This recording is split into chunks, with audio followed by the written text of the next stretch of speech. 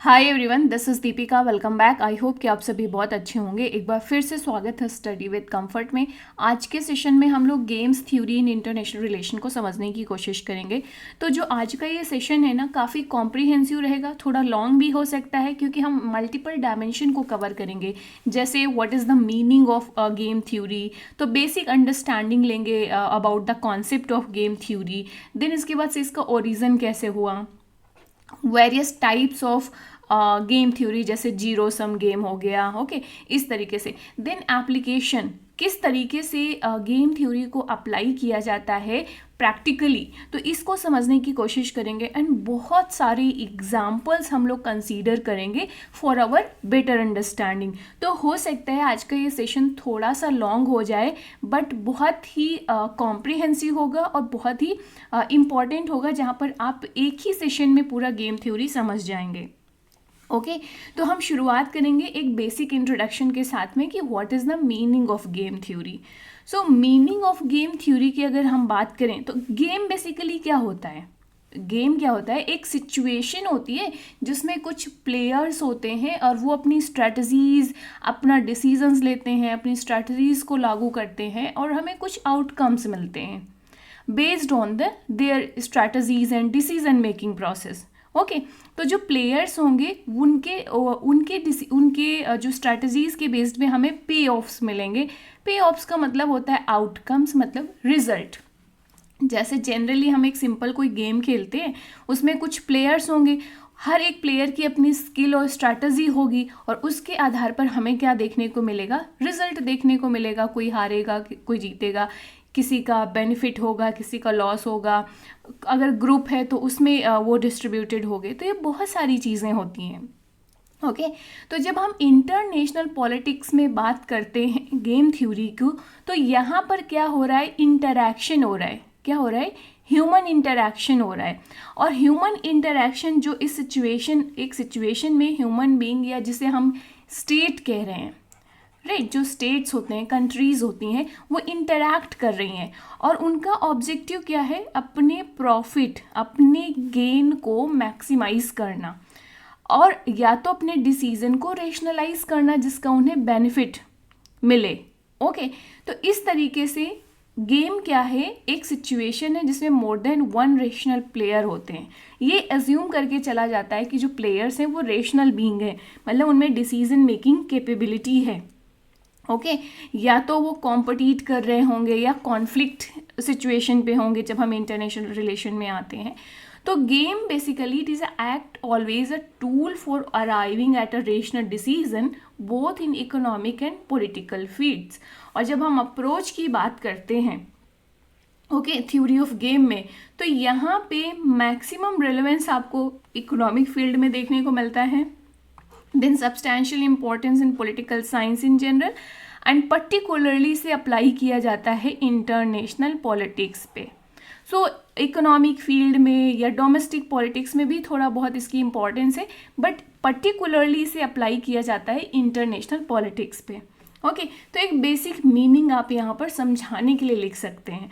अब अगर हम देखते हैं इसका ओरिजिन कैसे हुआ, कैसे कैसे इवॉल्व हुई गेम थ्योरी।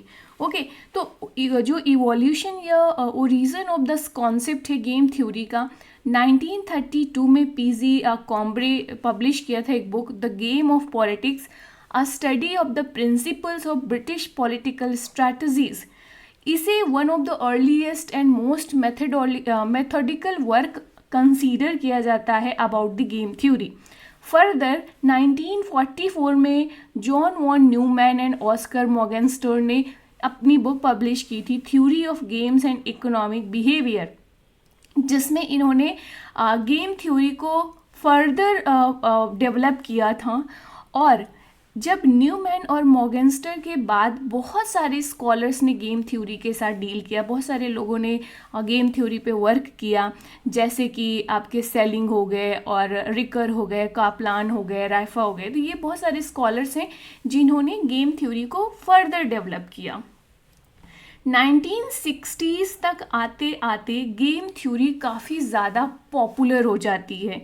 आपको याद होगा कि सेकेंड वर्ल्ड वॉर के बाद कोल्ड वॉर का पीरियड था।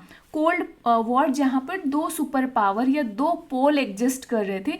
पूरी वर्ल्ड पॉलिटिक्स है वो बाइपोलर इन नेचर थी, जहाँ पर दो सुपर पावर थे और उनके अलायंसेस थे। एक यूएसए लेड था, दूसरा यूएसएसआर लेड था।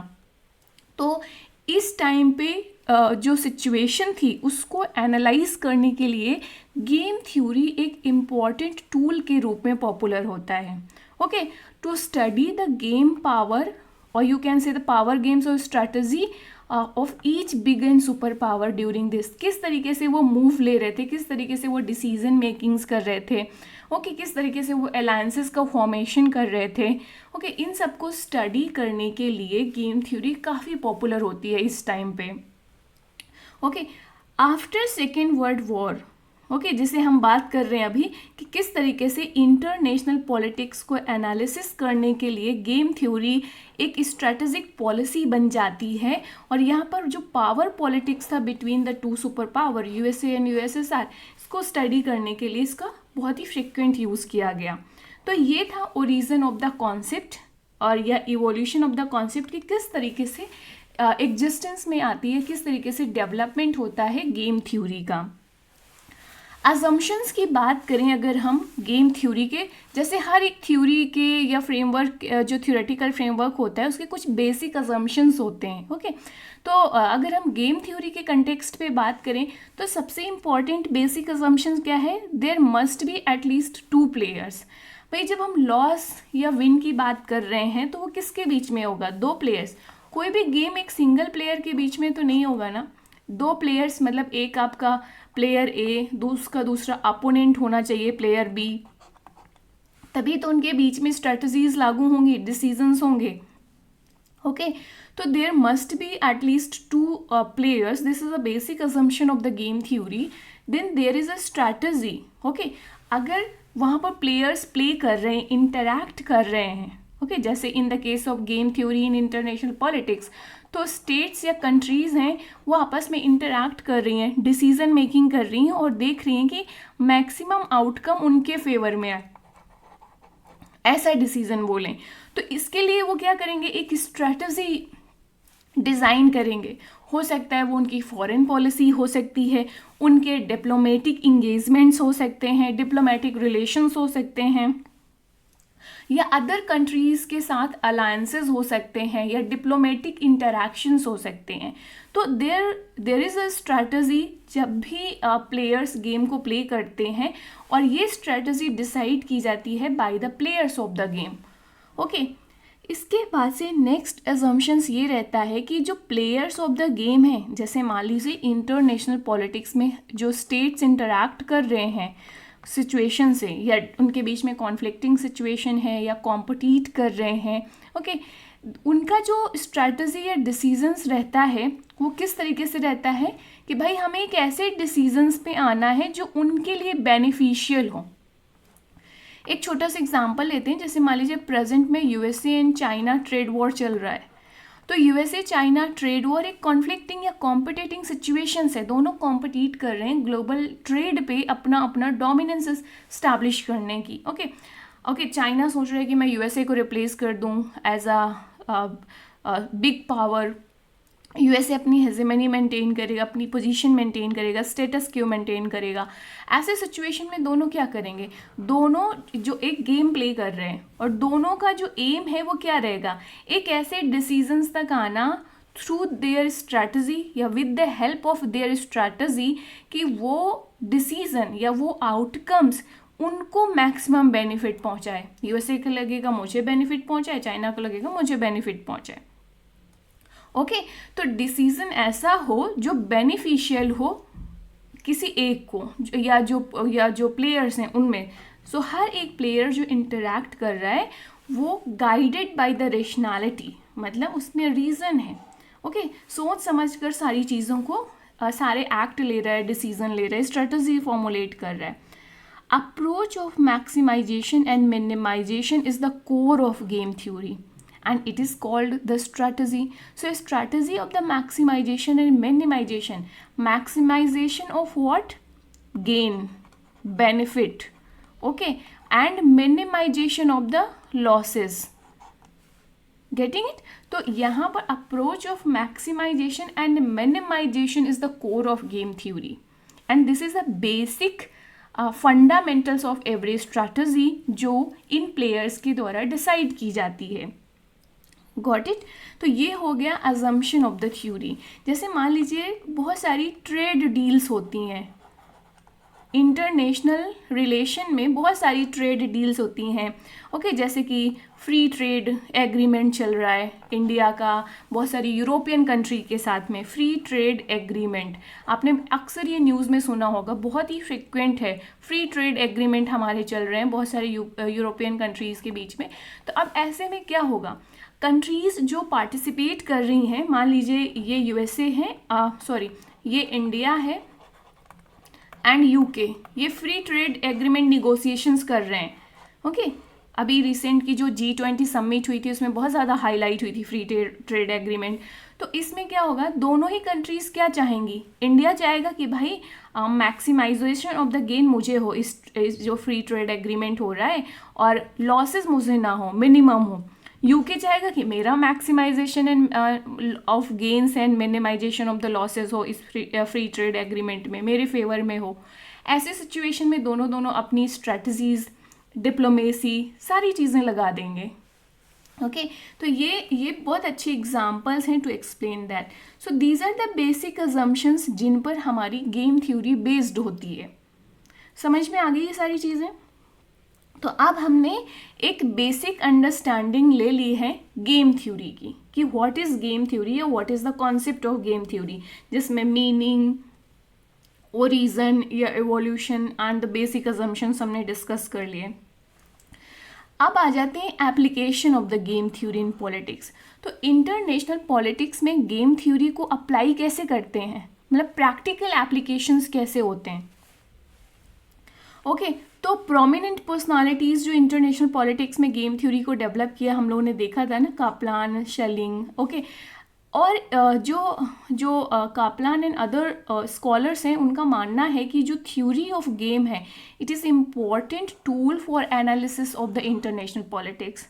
दैट वो हमने समझ ही लिया कि कितना इम्पोर्टेंट टूल है, स्पेशली सेकेंड वर्ल्ड वॉर के बाद से ये बहुत पॉपुलर हुआ as a tool of analysis of the international politics. Okay application to international relation अगर हम देखें तो सबसे इम्पॉर्टेंट है आर्म रेस। जैसे गेम थ्योरी को कैसे, भाई आर्म रेस चलती है, हमें मैक्सिमाइजेशन ऑफ द गेन करना है या अपनी पोजीशन को हमें डोमिनेंस पे रखना है। तो game theory can be use to model situation जहाँ पर कंट्रीज इंगेज होती हैं in arm race and each player यहाँ पे मतलब है states, they are trying to outdo the other in military capabilities. जैसे यूएस चाइना टेंशन चल रही है, ये US China rivalry example, for example US China rivalry बहुत इम्पॉर्टेंट मुद्दा है हमारी कॉन्टेम्पररी जियोपॉलिटिक्स का। ऐसे में चाइना क्या कर रहा है, सोच रहे अपनी मिलिट्री कैपेबिलिटीज़ को सोच रहे इतना मॉडर्नाइज कर दें कि हम यूएस की जो बहुत ही नोन या एस्टेब्लिश्ड मिलिट्री कैपेबिलिटीज़ है, मॉडर्नाइज्ड मिलिट्री कैपेबिलिटीज़ है, उसको आउटडू कर दें। या दोनों के बीच में स्पेस को लेकर जो कंपटीशन चल रहा है, ओके इसको हम आउटडू कर दें। तो यही सेम चीज़ सेकेंड वर्ल्ड वॉर के बाद कोल्ड वॉर के दौरान देखी गई थी यूएसए एंड यूएसएसआर के बीच में, और अभी कॉन्टेम्पररी पॉलिटिक्स में ये चीज़ यूएसए एंड चाइना के बीच में देखने को मिल रही है। तो आर्म रेस एक इम्पॉर्टेंट है कि किस तरीके से गेम थ्योरी का एप्लीकेशन हो रहा है, किस तरीके से एग्जिस्ट कर रही है, ये क्या है, ये रिफ्लेक्शन है गेम थ्योरी के जो टैंजिबल फॉर्म में एग्जिस्ट कर रहे हैं। ओके ये सिर्फ एक आइडिया नहीं है, ये एक्चुअल में हैपनिंग हो रही है, एक्चुअल में प्रैक्टिस की जा रही है। Then negotiations, so game theory help करती है to analyse diplomatic negotiations, trade agreements में सबसे इम्पोर्टेंट कॉन्टेम्पररी जियोपॉलिटिक्स में जो पॉपुलर है वो है free trade agreements. Okay and बहुत सारी और भी सिचुएशंस होती हैं जहाँ पर स्टेट्स को क्या चाहिए, म्यूचुअली बेनिफिशियली आउटकम्स। सो निगोसिएशंस होंगे तो वो वहाँ पर भी कोशिश किया जाएगा कि बेनिफिशियल आउटकम्स निकल कर आए।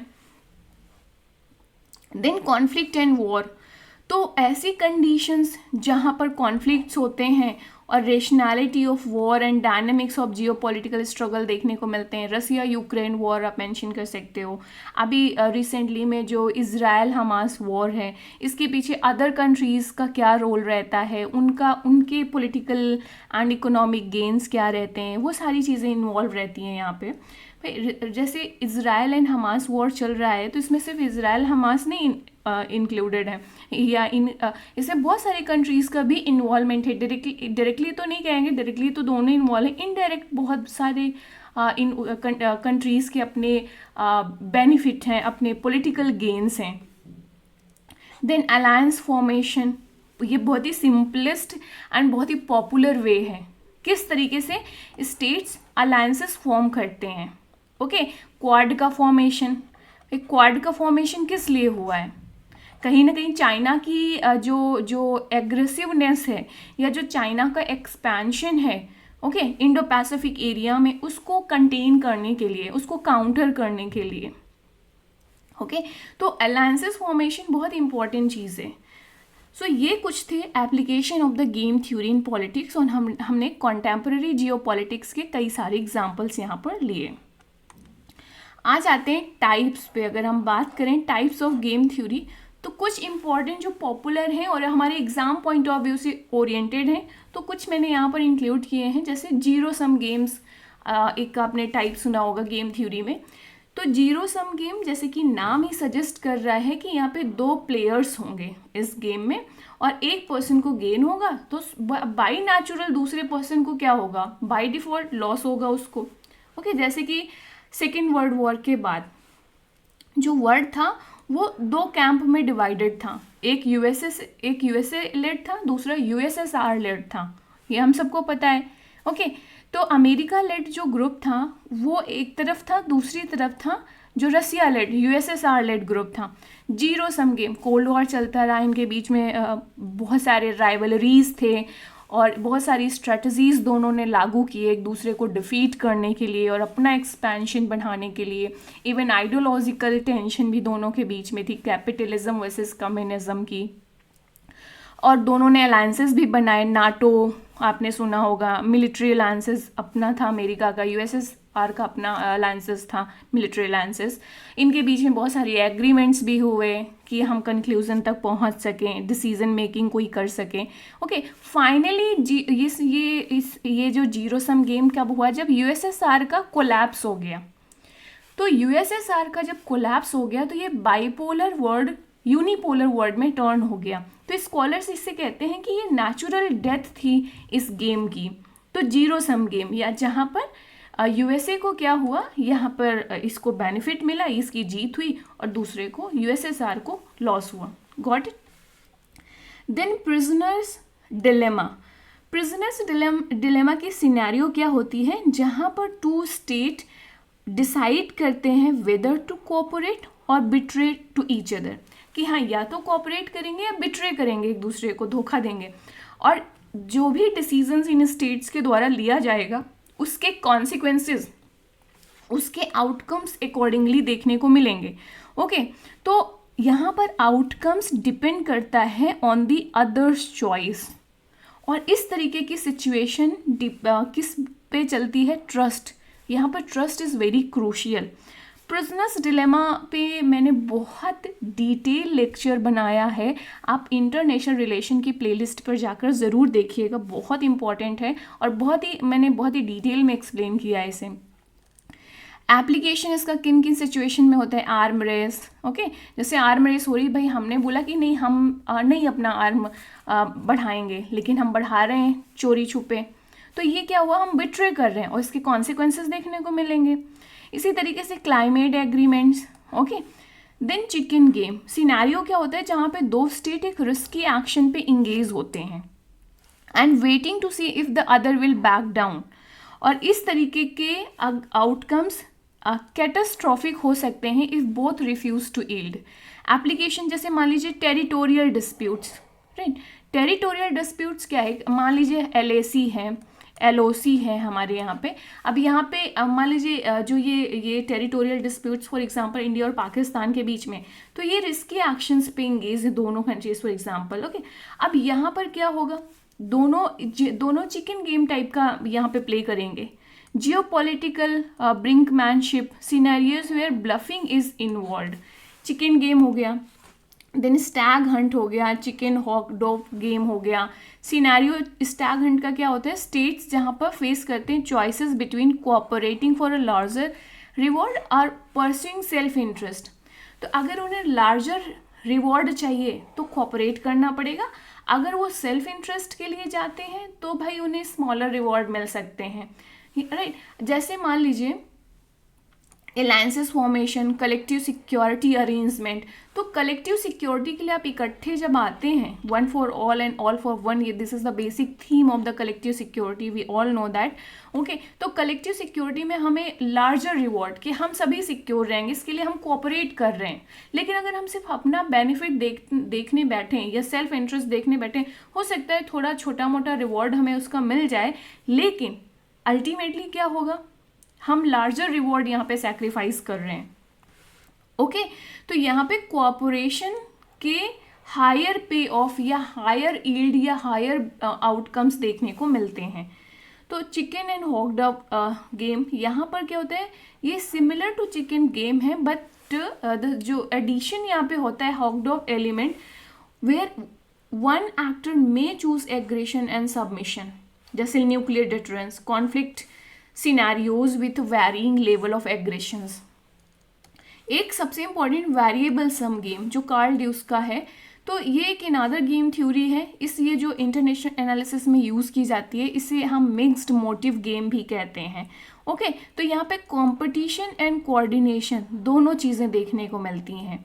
जैसे कि क्या होता है, जैसे मान लीजिए एक सिचुएशन यहाँ पे एक्सप्लेन की गई है कार्ल ड्यूस के द्वारा कि जो conflict between prisoners and prison guard, right. जैसे मान लीजिए सिंपल भाषा में अगर इस्तेमाल करें तो ये कुछ कैदी हैं, ओके, ये कुछ कैदी हैं यहाँ पर, और ये क्या हैं, ये गार्ड हैं जो उस प्रिजन की सेफ्टी के लिए रखे गए हैं, ओके।